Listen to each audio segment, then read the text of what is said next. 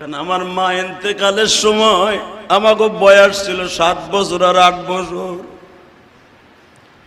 আমি বড় ছিলাম। আমার মা আমার এক বুকের মধ্যে নিয়ে বলছিল, হাসান রে, আমার হোসাইন রে তুই দেখে রাখিস।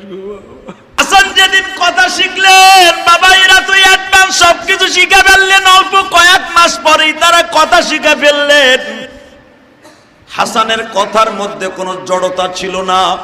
আপনার আমার বাচ্চা 1-1.5 বছরের বাচ্চায় বাজান আব্বা আম্মা দাদা দাদি বলতে পারে, নেড়াই বেড়াই ডাডা ডাডা বলে।